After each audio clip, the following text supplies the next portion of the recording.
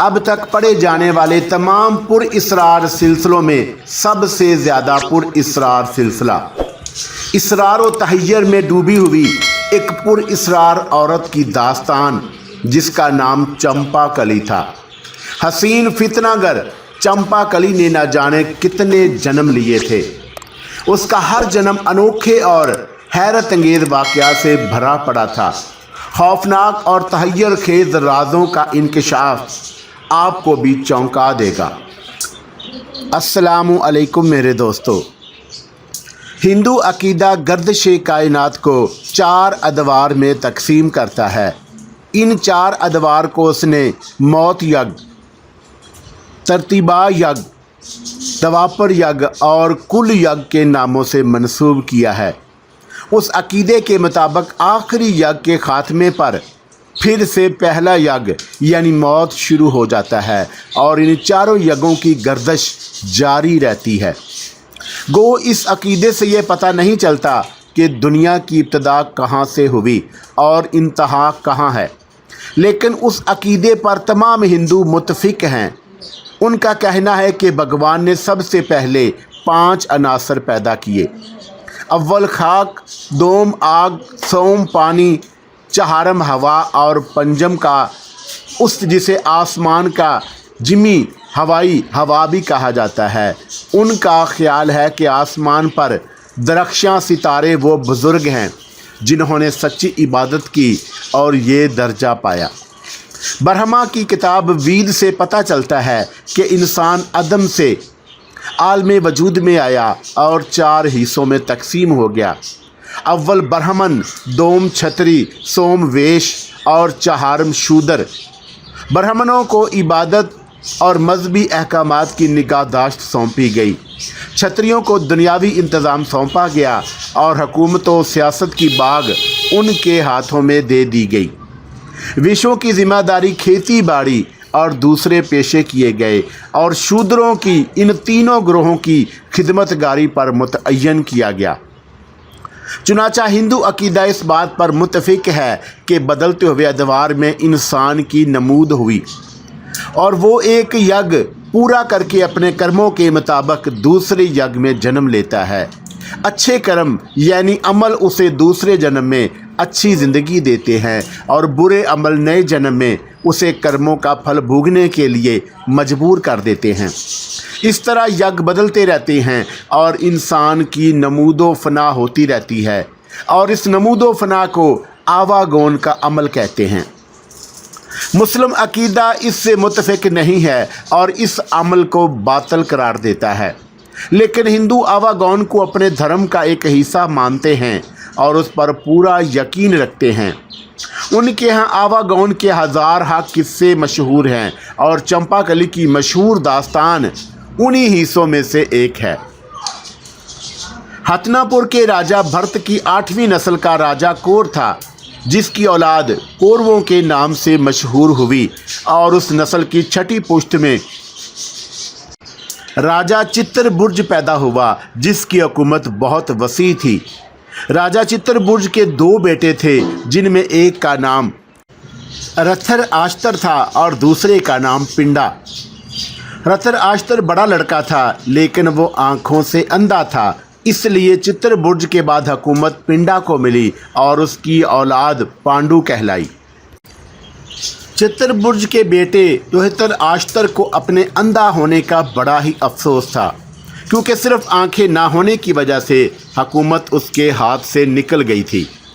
गो राजा पिंडा ने उसके लिए दरियाए सोमता के किनारे एक खूबसूरत महल तामीर कराया था और उसे वो सारी सहूलतें मुहैया कर दी थी जो किसी राजा को हासिल होती हैं, लेकिन उसके बावजूद अंधे के दिल में हमेशा यही गम रहता था कि हुकूमत का हकदार वो था और हुकूमत मिली पिंडा को। रहतर आश्तर की बीवी कंधारी राजा कंधार की बेटी थी, जिसकी वजह से राजा कंधारी की पूरी तवज्जो और मदवा उसे हासिल थी और अक्सर राजा कंधारा उसे कहा करता, ये तो ठीक है कि अंधा होने की वजह से तुम हुकूमत के काबिल नहीं थे। ये तो ठीक है कि अंधा होने की वजह से तुम हुकूमत के काबिल नहीं थे, लेकिन आगे की सोचो, अगर तुम राजा होते तो तुम्हारे बाद की हुकूमत तुम्हारी औलाद यानी कौरवों के पास आती, लेकिन अब यह हुकूमत पिंडा की मौत के बाद पांडवों के कब्ज़े में चली जाएगी और उसके बाद से नस्ल दर नस्ल उसी की औलादों में चलती रहेगी और आहिस्ता आहिस्ता लोग कौरवों को भूल जाएंगे। क्या तुमने इसके बारे में कभी सोचा है? मैं क्या सोचूं महाराज, इस बारे में मैं क्या कर सकता हूं? जिसने ये सोचा वो जीवन में कुछ नहीं कर सकता। देवधन तुम्हारा सबसे बड़ा बेटा है, पिंडा की मौत के बाद हुकूमत उसे मिलनी चाहिए। अभी से उसके लिए कुछ कर सकते हो तो करो, वरना कौरवों की नस्ल ख़त्म हो जाएगी। और ये बात हमेशा रहतर आश्तर के दिल में खटकती रहती। वो सोचता था कि अगर वो मर गया तो उसकी मौत के बाद राजा पिंडा की मौत हुई तो फिर कोई ताकत हुकूमत को कौरवों में मुंतकिल नहीं कर सकती। लेकिन रहतर आश्तर इसके बावजूद अपने भाई के खिलाफ किसी साजिश के हक में नहीं था। उसकी ये कफ़ियत थी, लेकिन राजा कंधार कुछ और ही सोच रहा था और उसकी दिल्ली ख्वाहिश थी कि हतनापुर की अजीम हुकूमत उसके नवासे देवधन के पास आए ताकि कंधार की हुकूमत की तोसी हो सके और उसके दुश्मन जान लें कि हतनापुर की मजबूत हुकूमत राजा कंधारी के नाती के पास है और अगर किसी ने कंधार की तरफ आंख उठाई तो उसे दो ताकतवर हुकूमतों से टकराना पड़ेगा। काफ़ी अरसा वो इंतज़ार करता रहा कि खुद आश्तर के दिल में ये बात आए और लेकिन जब वो इस बात से मायूस हो गया तो उसने खुद सोचना शुरू कर दिया। इस सिलसिले में उसने अपनी बेटी कंधारी से भी मशवरा किया, क्या तुम नहीं चाहती कि तुम्हारे 100 बेटों में से कोई हतनापुर का राजा कहलाए? उसने कंधारी से पूछा। क्यों नहीं, लेकिन मैं महसूस करती हूँ कि पिंडा कभी भी यह हुकूमत कौरवों के कब्ज़े में नहीं आने देगा। कोई काम खुद ब खुद नहीं होता। हुकूमतें हासिल करने के लिए इंसान को बड़े बड़े जतन करने पड़ते हैं। पर मैं तो नारी हूँ महाराज, मैं क्या करूँ? तुम कभी पिंडा के महल जाती हो? हाँ, जब दिल चाहता है। खुद पिंडा मेरी इज्जत करता है और बार बार वो अपनी किसी भी उलझन में हमसे मशवरा करने आता है। क्या कोई ऐसी तरकीब नहीं हो सकती कि राजा पिंडा को ख़त्म कर दिया जाए? ये काम मैं कैसे कर सकती हूँ? कुछ सोचो कंधारी, कि निकल गया तो फिर कुछ ना होगा। अगर राजा पिंडा जीता रहा और तुम्हारे पति का देहांत हो गया तो पिंडा की मौत के बाद हुकूमत उसके बेटों को ही मिलेगी। लेकिन अगर वो पहले मर गया तो हुकूमत रहतर आश्तर की होगी। राजा देवधन करेगा और फिर पांडवों को कुछ नहीं चलेगी। इसलिए जो करना है जल्दी करो। जितनी देर करोगी उतने ही खतरात बढ़ जाएंगे। मगर महाराज, मैं क्या करूंगी? रहतर आश्तर की मदद के बगैर तो मैं कुछ भी नहीं कर सकूंगी, कंधारी ने अपने बाप से कहा। वो अंधा तुम्हारी कभी मदद नहीं करेगा। जो कुछ करना है तुम खुद करो, मैं इससे ज़्यादा क्या कह सकता हूँ। हाँ, देवधन के माथे पर मुझे चंद्रमा की चमक नज़र आती है, जिसका मतलब है कि वो राजा ज़रूर करेगा। और अब तो ये कोई और ही जाने कि वो राजा कैसे बनेगा। बाप की बात कंधारी के दिल को लगी, लेकिन वो परेशान थी। राजा पिंडा को कत्ल करना मामूली काम नहीं था। वो देवधन से भी ये काम नहीं लेना चाहती थी। अगर देवधन का नाम दूसरों को पता चल गया तो मुमकिन है कि आगे चलकर उसे एक खूनी के नाम से पुकारा जाए और उसे हुकूमत करने में मुश्किल पेश आए। अब वो दिन रात इसी सोचों में डूबी रहती। ये काम वो उस खामोशी से करना चाहती थी कि रहतर आश्तर को भी ना मालूम हो। शायद वो उससे बदजन हो जाए और उसके किसी और लड़की को ना चाहने लगे और उसके बदन से उसका बेटा हो। कांडबिलास की पोतर रात को राजा पिंडर के महल में खूब रौनक थी। ताक ताक दिए रोशन थे, पिंडम खता कर रहे थे और बुतों के सामने रक्स हो रहे थे। तब कंधारी की निगाह एक रकासा पर पड़ी और उसे यूं लगा जैसे चंद्रमा ज़मीन पर उतर आया हो। कि सिमट कर इंसानी बदन वो इख्तियार कर गई हो, चांदनी रक्स कर रही हो और वह अपने धुन में नाच रही थी और देखने वालों के दिल उसके कदमों तले कुचल रहे थे और खुद रानी कंधारी भी उसका हुस्न देखकर इंगिश्ते बंदा थी। उसे खतरा हुआ कि यह लड़की अगर नौजवानों की निगाह में आ गई तो बड़ी कत्लो गारतगरी का बायस बनेगी। ना जाने क्यों अब तक उसके चर्चे नहीं हुए थे।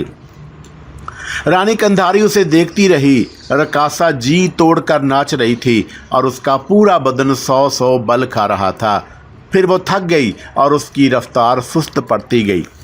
नाच खत्म हो गया और लोग बधाई देने लगे तो रकासा ने घुंघरू खोल दिए और उन्हें हाथों में समेट कर चल पड़ी। राजा कंधारी के जी में न जाने क्या समाई, वो खुद भी उसके पीछे पीछे चल पड़ी। जब लड़की पिंडा के महल से भी निकल आई तो कंधारी को फिक्र हुई उसका ठिकाना कहाँ है, और जब वो खुद महल में ना होगी तो क्या लोग ये ना सोचेंगे कि रानी कंधारी कहाँ गई। लेकिन उसने वसवसे दिल से निकाल दिए और खामोशी से लड़की का ताक़ुब करती रही। उसे जंगल की तरफ जाते देखकर रानी को और हैरत हुई और अब तो उसे यूं लग रहा था जैसे कोई ख़ास ही मामला है और ये पुरइसरार लड़की दिल में कुछ भेद रखती है। यूं रानी कंधारी के दिल में तजस्सुस ने सर उभारा और उसने फैसला कर लिया कि ये भेद मालूम करके ही दम लेगी। रात का वक्त तारीक जंगल जहां हाथ को हाथ सुजाई न दे। कहीं से दरख्तों के छप्पर हटते तो तारों की छांव में लड़की का हयोला नजर आ जाता। कंधारी अब इस तवील सफ़र से परेशान होने लगी और सोच रही थी कि वापस लौट जाए, लेकिन इतनी दूर निकल आने के बाद इस तरह वापसी भी अजीब थी। ये भेद उसके मन में भेद ही रहेगा। देखूं तो सही कि यह कौन है। बाली सी उम्र में इतना दंड होना कमाल की बात है। कोई जवान लड़की तो इतनी रात गए इन जंगलों में घुसने का तसव्वुर भी नहीं कर सकती थी, लेकिन वो कैसे इत्मीनान से जा रही थी। रानी कंधारी के रोंगटे खड़े हो गए। जंगल आगे और ख़तरनाक हो गया। झाड़ियों से कपड़े उलझ रहे थे। कौन जाने कब कोई नाग निकले और उसे लिपट जाए, कोई जहरीला बिच्छू पाँव में डस ले। वो चलते चलते कई बार रुकी, लेकिन उसे यूं लग रहा था जैसे कोई मजबूत डोरी उसके और आगे जाने वाली लड़की के दरमियान बंधी हो जो उसे खींच रही हो। चुनाचा रुकने के बाद वो फिर चल पड़ती। यहाँ तक कि जंगल ख़त्म हो गया और अब वो टूटे किले के पास निकल आईं। ये भूत महल था जो सदियों पहले तामीर हुआ था। राजा भरत की 5 नस्लों ने उसमें सकूनत इख्तियार की थी। कोर खेत थांसर की खूबसूरत तरीन इमारतों में इसका शुमार होता था, लेकिन छठी नस्ल के आने तक ये बोसीदा हो गया और उसके नीचे नमक की कानें निकल आईं, जिसकी वजह से छठी नस्ल के राजा अक्षर ने वहाँ से काफ़ी दूर हटकर नया महल तामीर कर लिया और वहाँ सकूनत इख्तियार कर ली। उसके बाद से ये महल राजाओं की अकामत गाह के तौर पर इस्तेमाल होता आया था और टूटे किले की हैसियत बस एक तारीख सी रह गई थी। साल में पूरे चांद की एक रात को यहाँ आने का रिवाज था और बोसीदा बुतों की पूजा करके पुरखों की यादें ताज़ा की जाती थी। लेकिन बस साल में एक रात, बाकी दिनों में किला वीरान पड़ा रहता और पिंडा ने ये रस्म भी तर्क कर दी और 6 साल गुजरे। वो यहाँ से सारे कदीम बुत उठवा लिए गए जिनके लिए उसने नए महल में एक जगह मखसूस करा दी। उसके बाद से पूर्णमासी की इस रात की रवायात भी ख़त्म हो गईं और वजह उसकी ये थी कि राजाओं के लिए इन जंगलों को पैदल अबूर करना बड़ा मुश्किल काम था। अक्सर यहाँ आने वालों को सांप और बिच्छू डस लिया करते और बहुत से लोग मर चुके थे। किसी ने इस रस्म को तोड़ने की मुखालफत नहीं की। 6 साल के बाद कंधारी ने खुद को इस किले के टूटे हुए दरवाजे के पास देखा तो उसे बहुत खौफ महसूस हुआ, लेकिन नौजवान लड़की का तो जैसे ही यही घर था और वो इत्मीनान से अंदर दाखिल हो गई और टूटी दीवारों के दरमियान चलती हुई बिल आखिर एक चबूतरे के पास रुक गई और फिर उसने चबूतरे की 3 टूटी हुई सीढ़ियाँ अबूर की और फिर ऊपर पहुँच गई। पूरा किला भाएं भाएं कर रहा था और रानी कंधारी का दिल दहशत से धड़क रहा था।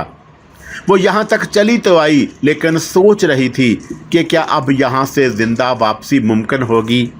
वापसी का रास्ता और टूटे किले की पुरअसरार दीवारें उसे निगल ना लेंगी। ये तो ऐसी जगह थी जहाँ दिन में आने वालों के दिल हौल जाएं, ना कि ये रात का वक़्त था। और वो खुद भी आगे बढ़ी और इसके सिवा कोई चाराकार नहीं था कि वो लड़की के सामने जाए और उससे बातें करे और फिर उससे कहे कि वो उसे वापस पहुंचा दे।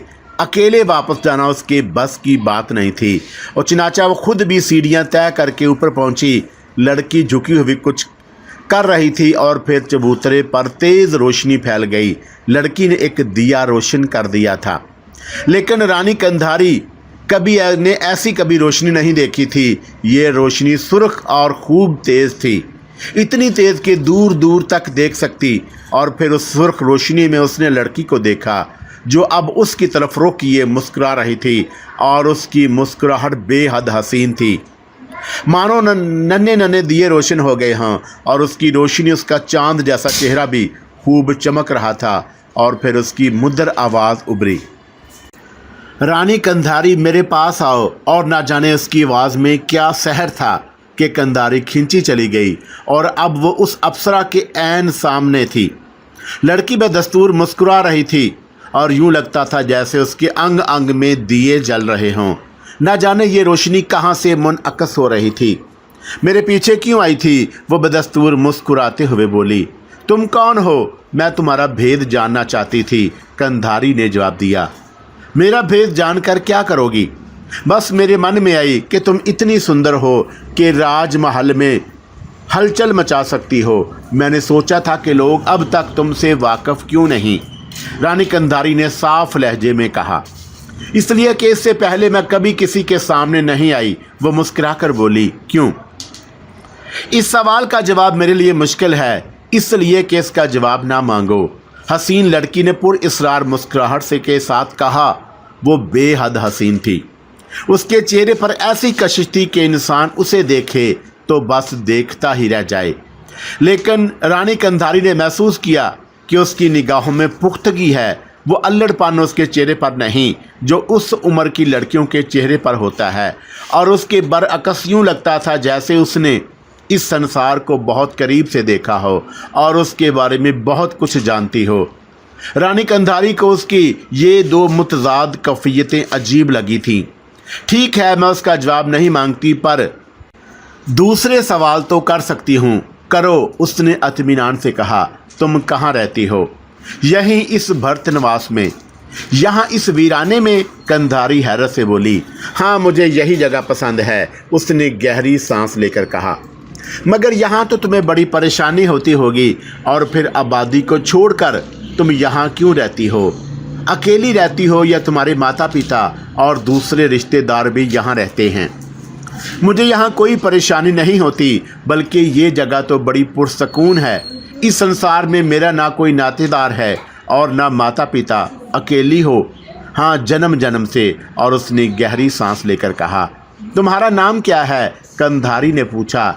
चंपाकली, लड़की ने जवाब दिया। सुंदरता में तो तुम चंपाकली से भी बढ़कर हो, पर हो बड़ी अजीब। तुम्हें नाचते देखकर मैं हैरान हो गई थी और यही हैरानी मुझे तुम्हारे पीछे ले आई। जब तुम यहाँ रहती हो तो फिर इतना सफ़र करके वहाँ क्यों गई थी? पिंडा के महल में, हाँ, तुमसे मिलने, तुम्हें यहाँ लाने। और उसने बड़ी पुरअसरार मुस्कुराहट के साथ कहा। और रानी कंधारी हैरान रह गई। तुम्हें कैसे मालूम था कि मैं वहाँ आऊँगी? ये कोई अनोखी बात तो नहीं। पूर्णमासी की रात बड़ी मशहूर है, मगर तुम मुझसे क्यों मिलना चाहती थी? इसलिए कि मेरा एक काम तुमसे है और तुम्हारा एक काम मुझसे है, और उस रात से अच्छा मौका और कोई नहीं मिलेगा इस बात को तय करने का। मेरा काम तुमसे है? कंधारी फिर हैरान रह गई। हाँ, मैंने ठीक कहा। अनोखी बात कर रही हो चंपाकली। भला ना मैं तुम्हें जानूं, ना मैंने कभी तुम्हें देखा, फिर मैं कोई काम तुमसे क्यों लेने लगी? कंधारी ने हंस कर कहा, यह बात नहीं कंधारी, तुम भूल रही हो, तुम्हें याद नहीं। याद करो, इसी महल में, इसी चबूतरे पर तुमने उसे मौत के घाट उतार दिया था और इस भेद को हम दोनों के सिवा कोई नहीं जानता। क्या तुम याद कर सकती हो? तुम्हारी कोई बात मेरी समझ में नहीं आ रही, कंधारी परेशानी से बोली। मैं समझा दूंगी। तुम ये बताओ कंधारी कि तुम्हारे पास एक चंदन हार है जिसमें 6 मोती लगे हुए हैं और 7वीं कुंडली खाली है। हाँ है, मगर वो तो मैंने कभी नहीं पहना, कोई उसके बारे में नहीं जानता। तुम्हें कैसे मालूम? उसका 7वां मोती कहाँ गया? चंपाकली मुस्कुराकर बोली। मैं क्या जानूं, कंधारी तअज्जुब से बोली। आओ मैं तुम्हें बताऊं कि 7वां मोती कहाँ है।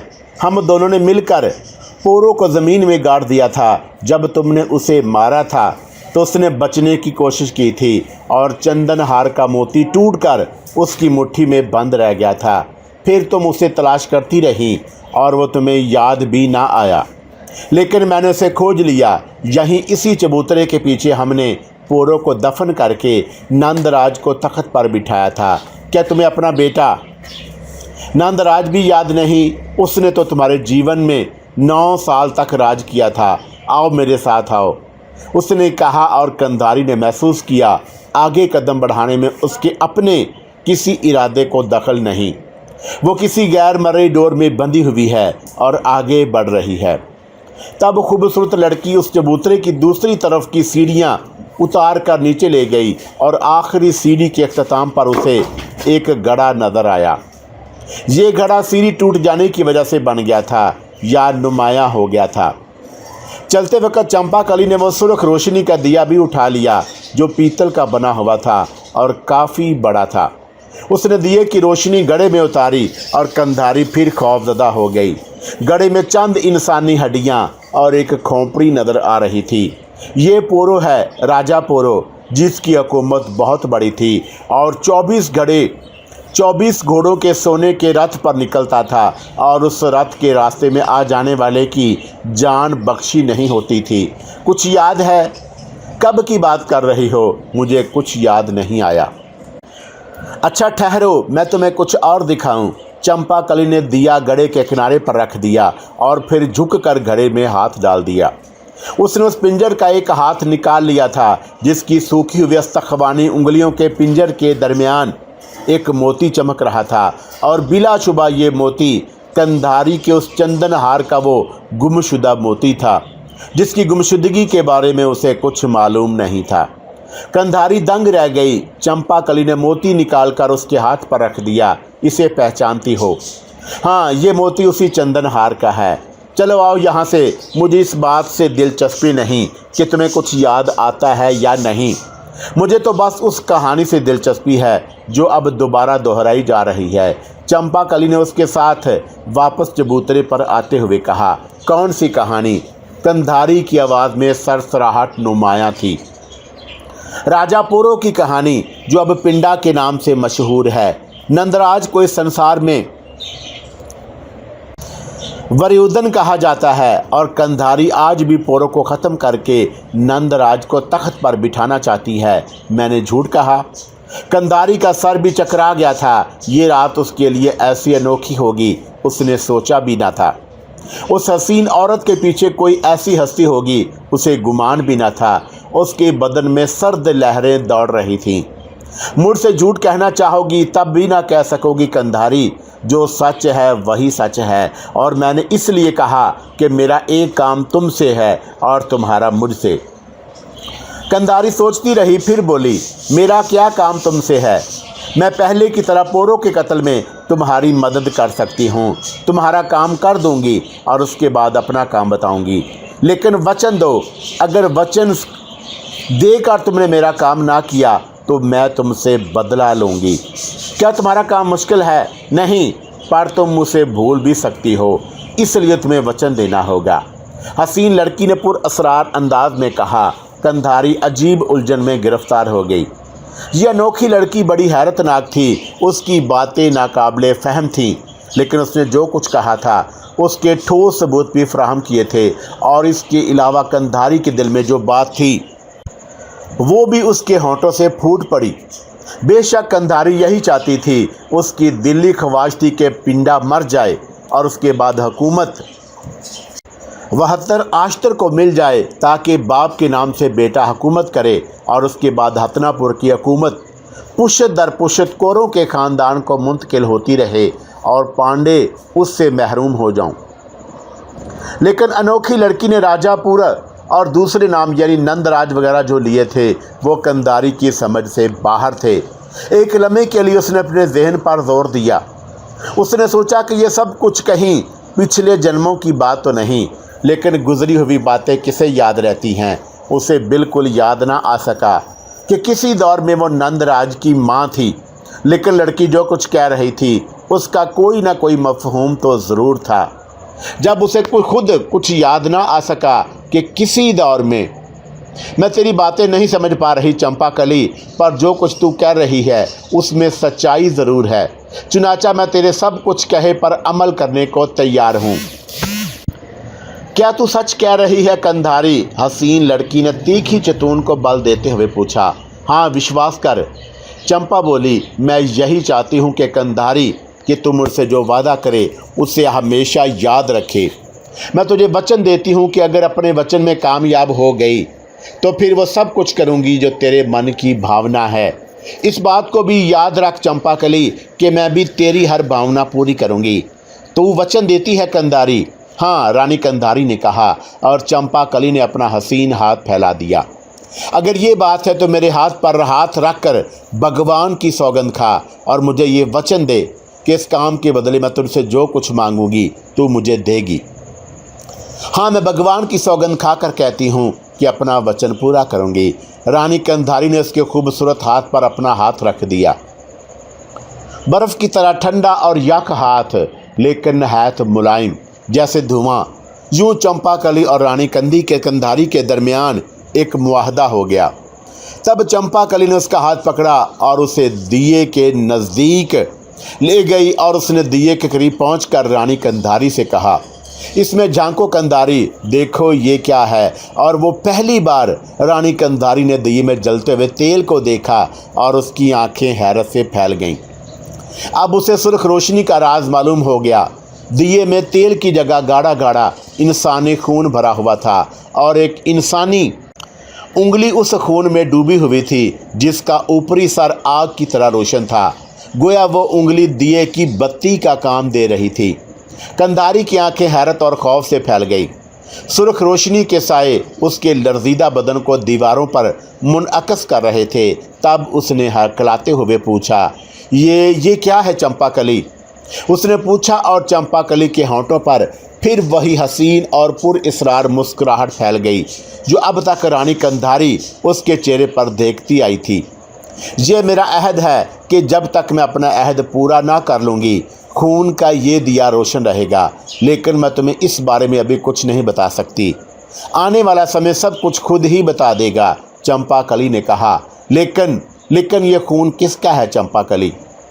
अफसोस रानी कंधारी, मैं अभी ये भी नहीं बता सकती, मजबूरी है। तो फिर तुमने मुझे ये अनोखी चीज़ क्यों दिखाई? इसलिए कि तुम अपना वचन का ख्याल रखो और समय पूरा हो जाने के बाद उसका पालन करो। मैं तो तुमसे वादा कर चुकी हूँ। अब मुझे ये बताओ कि मेरे अपने काम के सिलसिले में तुम मेरी क्या सहायता कर सकती हो? रानी कंधारी ने पूछा। रानी कंधारी, तुम्हारे पिता राजा कंधार ने जो मशवरा तुम्हें दिया है उसमें कोई शक नहीं कि वो बिल्कुल ठीक है। अगर हुकूमत कोरों को मुंतकिल ना हुई तो तारीख में एक बहुत बड़ा खला रह जाएगा। तारीख का ये खला पूरा करने के लिए ज़रूरी है कि राजा पिंडा इस संसार में ना रहे। लेकिन राजा पिंडा की हलाकत इतनी आसान नहीं जितनी तुम लोगों ने समझी हुई है। मुमकिन है ये बात तुम्हें मालूम ना हो रानी कंधारी, लेकिन अपने पति 72 आश्तर से पूछो कि राजा पिंडा की जन्म कुंडली में क्या लिखा गया है। उसकी जन्म कुंडली जिन साधुओं ने बनाई थी उन्होंने राजा पिंडा के पिता चित्रबुज को यह हदायत दे रखी थी कि जन्म कुंडली का जिक्र किसी से ना किया जाए। चुनाचा जन्म कुंडली महफूज रहती चली आई है और तुम्हें यह सुनकर हैरत होगी कि खुद राजा पिंडा को भी उसके बारे में नहीं मालूम। चुनाचा बेहतर ये होगा कि जन्म कुंडली खोल कर देखा जाए और उसके राजा पिंडा पर असर डाला जाए। चंपाकली ने पूछा, जन्म कुंडली में क्या लिखा है? क्या तुम्हें उस बारे में कुछ मालूम है चंपाकली? रानी कंधारी पुरतजस्सुस निगाहों से चंपाकली की सूरत देखते हुए कहा और मुस्कुराती हुई लड़की की मुस्कुराहट कुछ और गहरी हो गई। हाँ, पंडितों ने राजा पिंडा के जीवन के बारे में ज्योतिष विद्या से काम लेते हुए ये पेशगोई की थी कि राजा पिंडा की मौत फितरी नहीं, वो सांप के कांटे का शिकार होगा और ये सांप उसके दुश्मन उस तक पहुंचाएंगे। पंडितों ने यह भी कहा कि राजा पिंडा अपनी तमाम तर हिफाजती कोशिशों में नाकाम हो जाएगा। तुम्हारा काम ये है रानी कंधारी कि तुम अपने पति बेहतर आशेस्तर से कहो कि तुमने एक सपना देखा है और उस सपने में तुम्हें किसी ने बताया है कि राजा पिंडा की मौत करीब है, और तुम उससे ये भी कहो कि राजा पिंडा को चाहिए कि अपनी जन्म कुंडली खोल कर देख ले, अब उसकी मौत करीब है। और उसके बाद जो कुछ हो रानी कंधारी, उसे तुम एक खामोश तमाशाई की हैसियत से देखती रहो। अलबत्ता इस दौरान अपनी ये सारी कोशिशें मुकम्मल कर लो कि पिंडा मौत के बाद हुकूमत तुम्हारे अंधे पति को मिल जाए। अगर हुकूमत के असूल के लिए कुछ और लोग भी उठ खड़े हुए तो बाद में तुम्हें परेशानी होगी। चंपाकली ने बताया और रानी कंधारी पुरख्याल अंदाज में उसकी सूरत देखने लगी और फिर उसने गहरी सांस लेकर कहा, तुमने मुझे जो बातें बताई हैं चंपाकली, वो बड़ी ही अजीब और बड़ी ही तअज्जुब खेज हैं, लेकिन तुम मुझे जिन हालात के तहत मिली हो उसके तहत मुझे मजबूर होना पड़ा कि मैं तुम्हारी बातों पर पूरा विश्वास करूं। देखो रानी कंधारी, तुम इस सारे मामले को इस तरह मत सोचो कि मैं तुम्हें कोई धोखा भी दे सकती हूं। मैंने एक तवील सफ़र किया है, इतना लंबा सफ़र कि तुम तसव्वुर भी नहीं कर सकती, और ये सफ़र करने के बाद मैं यहाँ तक पहुँची और यहाँ से तुम्हारे पास, क्योंकि मेरा और तुम्हारा जन्म जन्म का रिश्ता है। तुम मुझे नहीं पहचान सकी रानी कंधारी, लेकिन मैं तुम्हें अच्छी तरह जानती हूँ, और उसकी वजह जैसा कि मैं कह चुकी हूँ कि अभी नहीं बताऊँगी। चंपा ने कहा, ठीक है, मैं तुम्हारे कहे पर भी अमल करूँगी। रानी कंधारी ने कहा, फिर बोली, अब तुम मुझे वापस पहुँचाओ, वरना अगर मेरी तलाश हो गई तो मुझे ये जवाब देना मुश्किल हो जाएगा कि मैंने ये समय कहाँ बिताया। रानी कंधारी ने कहा और चंपाकली मुस्कुराने लगी। फिर बोली, क्या तुम्हें मालूम है कि नए महल तक जाने का रास्ता नीचे ही नीचे इस महल के नीचे से ही है? क्या मतलब? रानी कंधारी चौंक पड़ी।